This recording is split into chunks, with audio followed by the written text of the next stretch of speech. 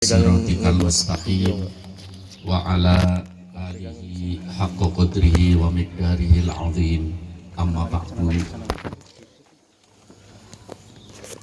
Yang kami hormati para sepuh, para kiai, khususnya Al-Mukarram Al-Fadil Bapak Kiai Haji Taufik, Al-Mukarram Bapak Kiai Mustolih, Al-Mukarram Bapak Ketua atau anggota IKPM, juga yang terhormat Mas Andang, Mas Nawawi, Bapak-bapak dari pejabat pemerintah, baik dari Polsek, dari Koramil, Bapak Kepala Desa yang terhormat, dan maaf seluruh yang hadir, Bapak-bapak, ibu-ibu, mudah-mudahan kita semua diberi oleh Allah panjang umur, sehat walafiat, rezeki kita lancar, halal barokah. Mudah-mudahan kita dan seluruh anak cucu kita menjadi orang-orang yang soleh-solehah. Di antara kita, saudara-saudara kita yang sedang menderita sakit disembuhkan oleh Allah. Kita yang sehat-sehat dijauhkan dari berbagai penyakit. Barokah kita menghadiri peletakan batu pertama pondok masjid dan pondok pesantren Al-Mumtazah yang diasuh oleh Al-Mukarram Al-Fadil Bapak Kiai Irham Bahtiar, dan mudah-mudahan dosa dan kesalahan kita diampuni oleh Allah, problem yang menimpa kita diberi jalan keluar oleh Allah, cita-cita kita disukseskan oleh Allah. Sebagaimana tadi disebutkan ayat istiqomah, mudah-mudahan barokah majelis pada pagi hari ini kita dijadikan oleh Allah orang-orang yang istiqomah sampai mendapatkan husnul khotimah. Insya Allah saya tidak akan berbicara panjang. Tadi kita sudah mendengar banyak, tapi dari apa yang saya dengar tadi, akhina Al-Mukarram Bapak Kiai Irham, saya tadi masuk sini aja kayak masuk hutan. Memang masuk hutan ya? Iya, masuk hutan. Ini di tengah-tengah hutan akan wujud insya Allah masjid dan pondok pesantren. Dan mudah-mudahan akan mencetak kader-kader yang membawa misi rahmatan lil alamin. Mudah-mudahan, insya Allah. Para hadirin, mestinya bukan Bapak Kiai Irham saja yang ingin sukses. Kita semua ingin sukses apa enggak? Kita semuanya ingin sukses. Saya alhamdulillah di Jatibarang Brebes juga alhamdulillah membuka pesantren. Iya, saya selalu berwasiat, apa yang saya dapati dari guru-guru saya sampaikan kepada murid-murid saya, yang intinya kalau kita ingin sukses, ini untuk semuanya ya. Jadi baik pesantren ini, baik siapa kita yang profesinya apa saja, mudah-mudahan sukses dunia akhirat. Intisari dari ayat-ayat Allah, intisari dari sabda-sabda Nabi kita Muhammad SAW, kalau kita ingin sukses, wujudkan 3 hal. Berapa? 3. Ini pasti. Ini yang nyampaikan Nabi. Tidak mungkin akan meleset. Kalau kita ingin sukses, wujudkan berapa? 3 hal. Pertama, niyatun sholihah. Dan ini selalu saya sampaikan kepada murid-murid saya. Dari mulai saya membuka pesantren itu, dari mulai tahun 88. Dari mulai awal murid-murid saya sampai sekarang, alhamdulillah malah sudah pada buka pesantren sendiri. Modalnya dari ini, di samping modal dengkul tadi ya, dari 3 ini. Pertama, niyatun sholihah. Ini perlu diukir dalam dada kita. Niyatun sholihah, niat yang baik. Apapun yang akan kita lakukan, niat yang baik pasti ditolong oleh Allah. Dalam hadis yang diriwayatkan oleh Al-Imam Al-Hakim dalam sanad yang sahih, Rasulullah mengatakan, aunullah li abdihi ala qadri niyatihi. Ini Rasulullah yang memberi informasi. Aunullah li abdihi ala qadri niyatihi. Pertolongan Allah kepada hambanya tergantung niatnya. Kiai Irham, insya Allah saya sama jenengan sama dulu ya modal dengkul. Tapi berkembang. Maaf, saya tidak ingin menceritakan, tapi ini tahadutsan bin nikmah. Dari mulai berapa ribu meter, sekarang sudah 4 hektar. Datang dari Allah. Insya Allah di sini akan wujud. Mudah-mudahan. Tapi syaratnya tadi niatun sholihah, niat yang baik. Iya. Kalau niat yang baik, Allah akan memberi pertolongan. Apapun kita seorang yang bisnis, ayo bisnisnya niat yang baik. Kalau berhasil akan mengeluarkan hasil bisnisnya untuk menolong yang lain. Kalau dengan niat yang baik, insya Allah semuanya akan beres. Iya, ini janji Nabi kita Muhammad SAW. Maaf, yakin apa enggak? Yakin enggak? Ini janjinya Rasulullah pasti enggak? Dan kita boleh nunggu janji apa enggak? Kalau orang Brebes ngomongnya ngarep-ngarep. Kalau orang sini apa Pak? Sami ya. Kalau kita mendengar janji Rasulullah, kita ngarep-ngarep, boleh apa enggak? Boleh. Dan itu harus. Kalau orang mendengar janji Rasulullah dan melakukan ngarep-ngarep, itu namanya orang yang yakin. Saya pengen pada pagi hari ini Islam kita berubah menjadi iman. Amin. Iman kita berubah menjadi yakin. Amin. Jangan Islam terus Pak, jangan Islam terus berubah jadi iman. Kalau iman pasti Islam, kalau Islam belum tentu iman. Dan jangan kita menjadi orang yang beriman terus, berubah iman kita menjadi yakin. Yakin itu artinya mantap dengan janji Allah, mantap dengan janji Allah Subhanahu wa Ta'ala. Kita mendengar niat yang baik, jangan coba saya mau niat yang baik, wujud enggak pertolongan Allah, enggak wujud sebab coba-coba. Syaratnya harus ya yakin. Apapun. Iya. Saya mendengar Mas Andang, Mas Nawawi, ya, Masya Allah, berjuang. Ini juga mewujudkan apa yang dikatakan oleh Nabi kita Muhammad SAW dalam riwayat Al-Imam Ad-Durmudi. Nabi mengatakan, afdholun nas anfa'uhum linnas. Paling baik-baiknya manusia, kata Nabi, adalah orang yang paling bisa memberi manfaat kepada orang.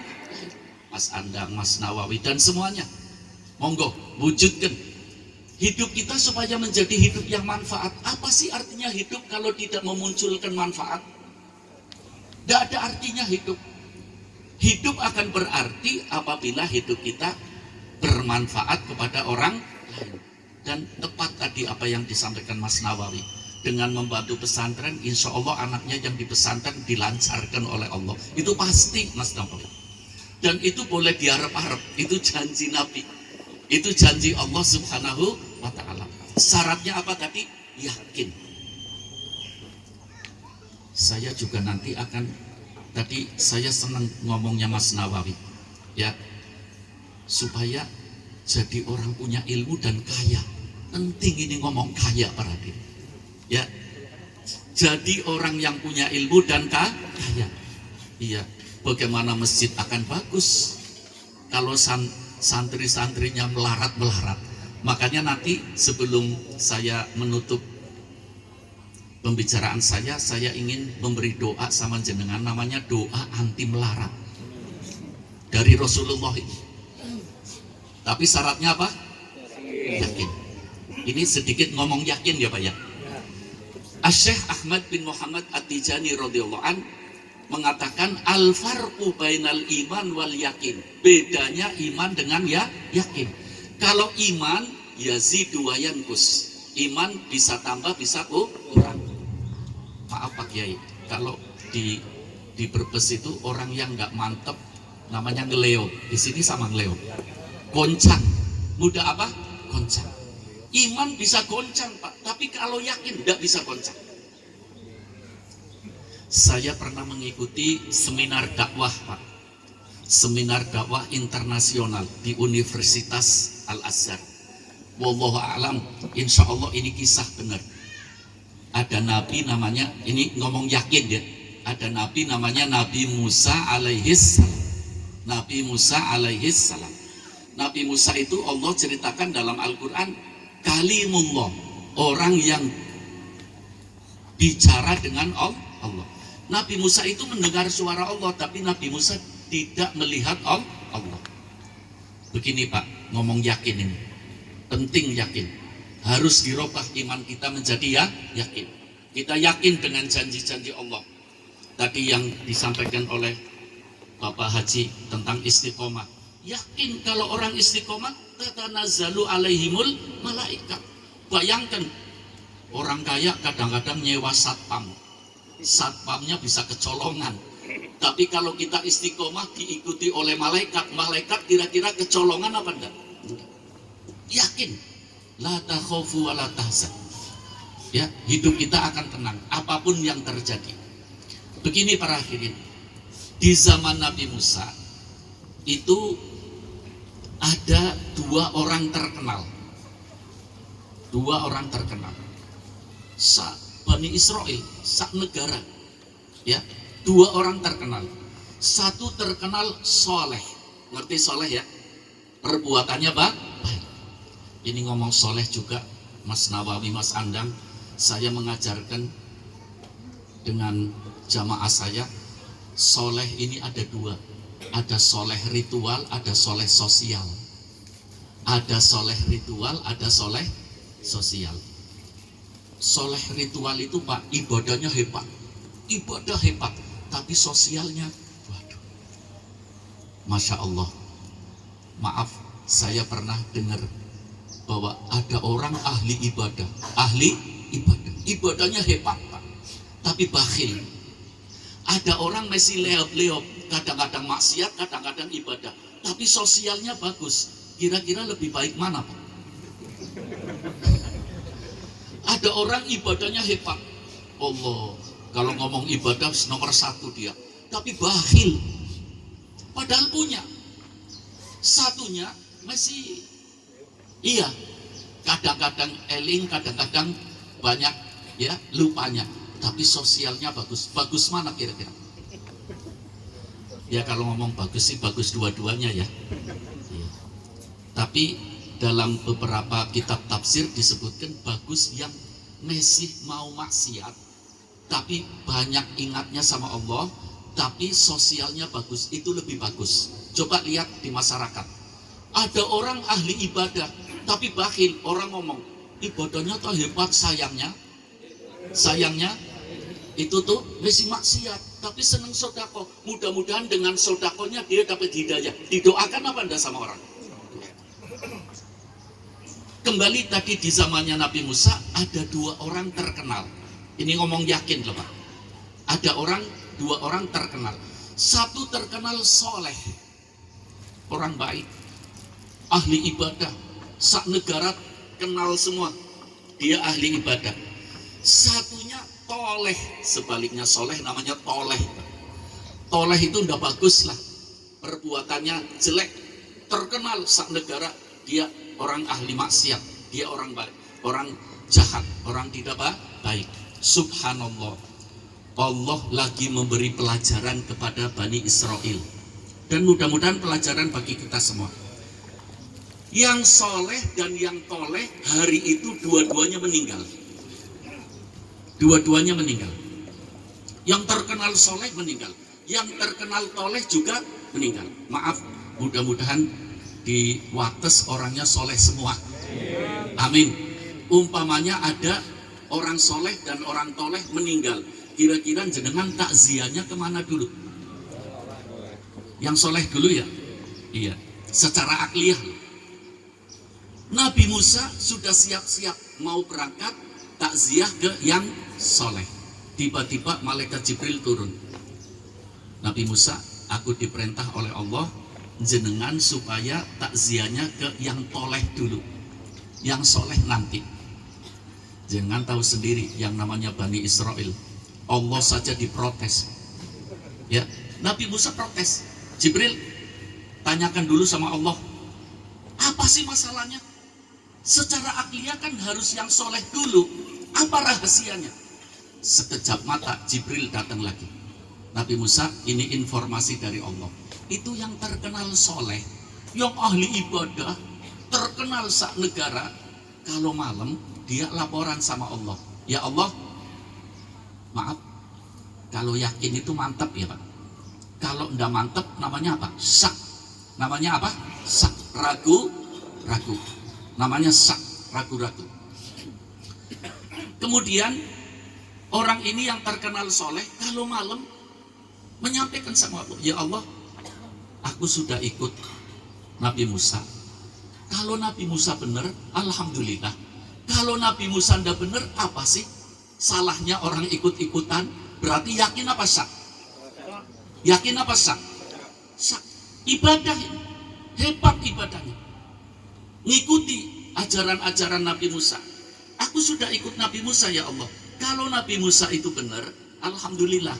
Kalau Nabi Musa tidak benar, apa sih salahnya ikut-ikutan? Berarti yakin apa sak? Sak.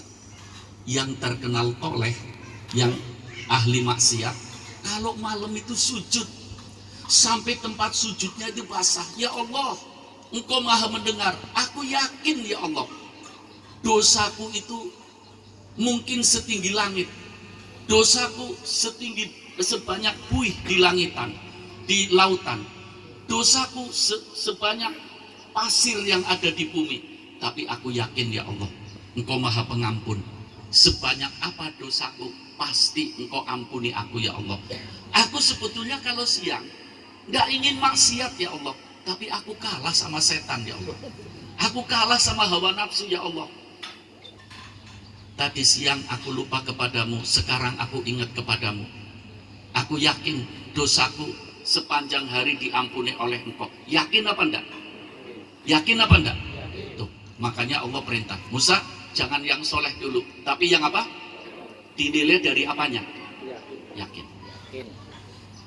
Kita yakin, niatun solihah, niat yang baik, pasti akan mendapat pertolongan dari Allah. Mudah-mudahan Kiai Irham dan kita semua diberi oleh Allah inayah untuk bisa niat yang baik. Amin. 3 tadi saya katakan. Pertama, niyatun solihah. Yang kedua, himmatun aliyah, semangat yang tinggi. Himmatun aliyah, semangat yang tinggi. Lihat Rasulullah. Kalau tadi siapa yang ngomong modal dengkul, Rasulullah juga sama, tapi bisa membangun masjid yang besar karena di samping niyatun solihah, himmatun aliyah, semangatnya tinggi. Orang yang semangat tinggi itu, himmatur rijal tahdimul jibal, semangatnya seseorang ya bisa menghancurkan gunung. Gunung bisa dihancurkan dengan kesemangatan yang tinggi. Maaf, saya mau cerita, dipercaya boleh, enggak apa-apa. Sebab ini bukan dari Quran, bukan dari hadis. Ya, ada seorang masyayikh di Mesir itu cerita. Dulu di Baghdad itu ada seorang raja. Kalau raja mesti kaya raya. Raja itu lain dengan presiden. Presiden ada waktunya. Kalau raja tidak ada waktunya sampai mati. Dan memiliki negara, itu raja. Rajanya punya putri yang cantik. Ada di sebuah desa pemuda miskin, pemuda melarat, tapi cinta sama putrinya raja. Berita cintanya seorang pemuda yang melarat sampai pada raja, bahwa itu ada seorang pemuda yang melarat, dia cinta kepada putrinya raja. Raja dengar, raja tidak marah, raja malah kirim kurir, sampaikan kepada pemuda yang melarat itu, Cintanya bisa aku terima, kata Pak Raja, tapi syaratnya bawa mutiara 1 kintal. Bawa mutiara 1 kintal. Maaf bapak-bapak, ibu-ibu, pemuda itu dengar dari Pak Raja, malah syukur, alhamdulillah, berarti ada solusi ini. Cintanya bisa nyambung. Syaratnya bawa apa? Mutiara 1 kintal. Pemuda yang melarat ini cari informasi, mutiara tempatnya di mana? Mutiara itu tempatnya di lautan. Pemuda ini, bapak-bapak, ibu-ibu, membawa ember, tahu embernya?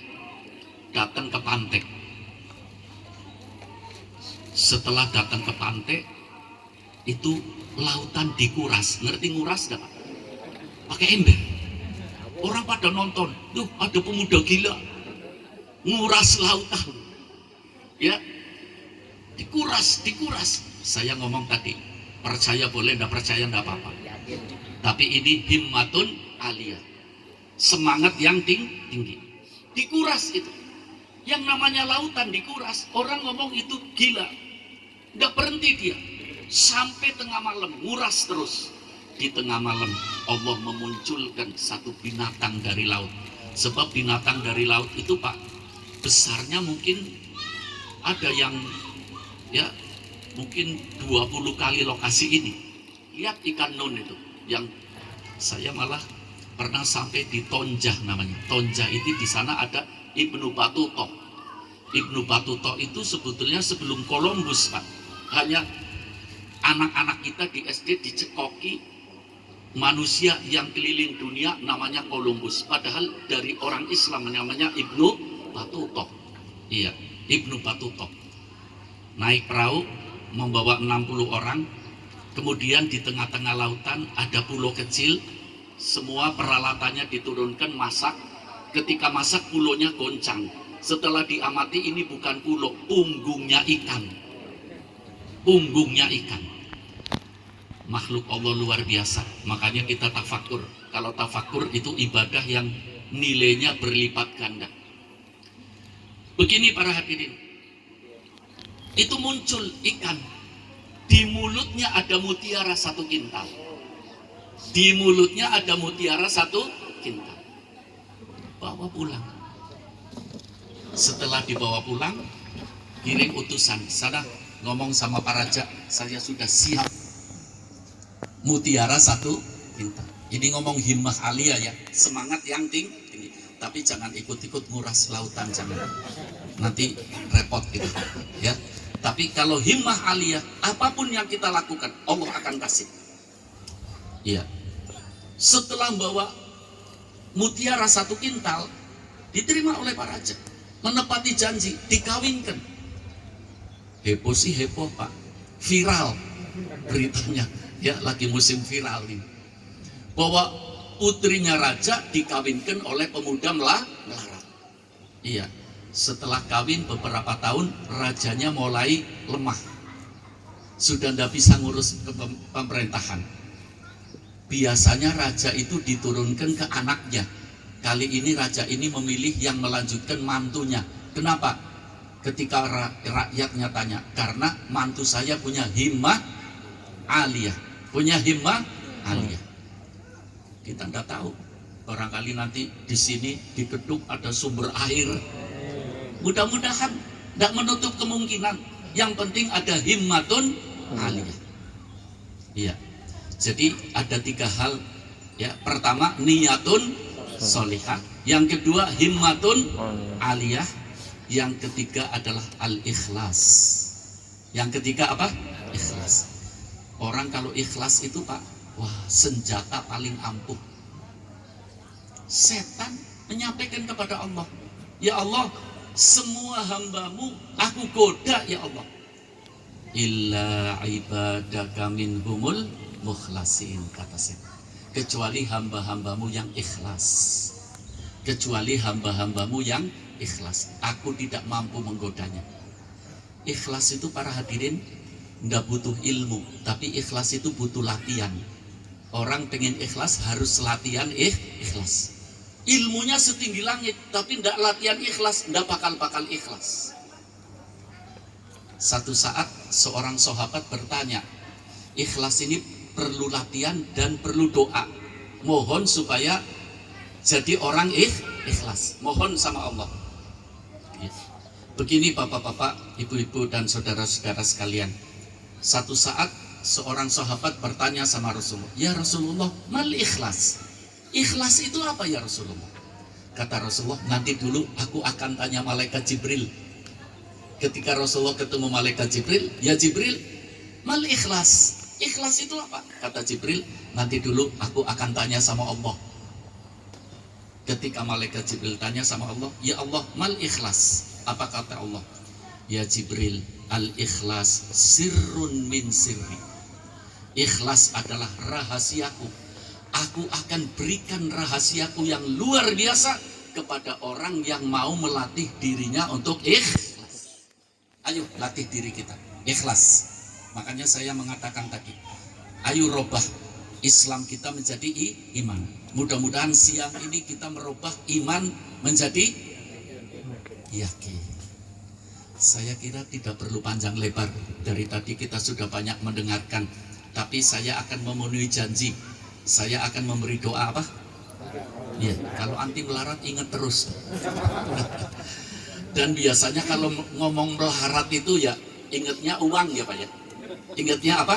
Uang. Padahal yang namanya melarat itu bukan uang saja. Ya. Orang Islam, orang iman, tapi masih mau mengumpat, itu namanya melarat. Tidak jaga lisan. Orang Islam, orang iman, tapi sholatnya tidak 5 kali, itu namanya apa? Melarat. Dan ini janji Rasulullah ya, kita boleh nunggu, boleh apa? Nunggu. Kalau kok sudah baca doanya, kok iya, masih melarat terus, koreksi diri kita. Jangan ngomong Rasulullah, koreksi diri kita. Ada yang beres di diri kita. Tapi doa ini ada riwayatnya Pak. Insya Allah sabar sedikit lagi ya. Saya kutip dari buku hadis namanya Nawadirul Usul lil Imam Al-Hakim At-Turmudi. Satu ketika Rasulullah kedatangan tamu, seorang sahabat bernama Abu Dzarrin. Ketika Rasulullah lagi berbincang-bincang dengan sahabat Abu Dzarrin, tiba-tiba malaikat Jibril datang. Ketika malaikat Jibril datang, Rasulullah memperkenalkan malaikat Jibril kepada sahabat Abu Dzarrin. Rasulullah mengatakan, ya Jibril, ata'rifuna Abu Dzar? Jibril, apa engkau sudah kenal sahabatku ini yang namanya Abu Dzarrin? Coba dengarkan Bapak Ibu, jawabannya malaikat Jibril. Ya Rasulullah, anna Abu Dzar hada a'rafu minhu fis sama fil ard. Ini sahabatmu Abu Dzar, ya Rasulullah, lebih dikenal di langit. Malaikat selangit kenal semuanya. Malaikat selangit kenal semua. Kalau di bumi paling yang kenal 1 RT 2 RT. Ini malaikat selangit. Maaf para hadirin, kalau orang dikenal malaikat selangit kira-kira beres enggak? Mau daftar? Iya, dengarkan nih kisahnya ya. Tapi sebelum saya sebut doanya, harus tahu dulu, sahabat Abu Dzar itu orang yang hidup bersama Rasulullah, tidak pernah ketinggalan sholat jamaah bersama Rasulullah. Selalu ikut majelis zikir bersama Rasulullah. Selalu ikut majelis taklim bersama Rasulullah. Ini yang jadi catatan sebelum mendengarkan doanya dulu. Ketika malaikat Jibril mengatakan, ya Rasulullah, Abu Dzar itu lebih dikenal di langit daripada di bumi. Malaikat selangit kenal semua. Rasulullah pun kagum. Limada ya Jibril? Sebabnya apa Jibril? Kata malaikat Jibril, di samping beliau adalah rajin bersamamu, sholat jamaah tidak ketinggalan, selalu berzikir, ikut majelis taklim, lahu du'aun asyru kalimat, kata malaikat Jibril. Sahabat Abu Dzar punya doa 10 kalimat. Doanya 1 tapi isinya 10. Doanya 1 tapi isinya berapa? 10. Iya. Spontan Rasulullah tanya sama sahabat Abu Dzar, ya Abu Dzar, alaka du'aun asyru kalimat? Abu Dzar, apa engkau punya doa 1 yang isinya 10 kalimat? Kata Abu Dzar, betul ya Rasulullah. Intinya dari engkau aku gabung-gabungkan. dibaca doanya oleh Abu Dhar. Nanti saya baca, ya, iya, nanti saya baca dan dengar, mudah-mudahan apal semua. Ketika dibaca, Rasulullah mengatakan, aku ingin semua umatku apal dan mengamalkan doa ini. Dan Rasulullah memberi keterangan, orang yang baca doa ini satu kali setiap habis sholat, imannya akan berubah menjadi yakin. Orang yang baca doa ini satu kali habis sholat, hatinya akan khusyuk. Hatinya apa? Khusyuk dan ikhlas. Jujur saja bapak-bapak, ibu-ibu, kalau sholat banyak khusyuknya apa banyak ngawurnya? Nah, ini penyakit ini. Mudah-mudahan ini doa ini menyembuhkan, amin. Orang yang baca doa ini satu kali habis sholat, ilmunya akan bermanfaat. Ya amin sih amin, tapi dilakukan nanti doanya dibaca. Ya.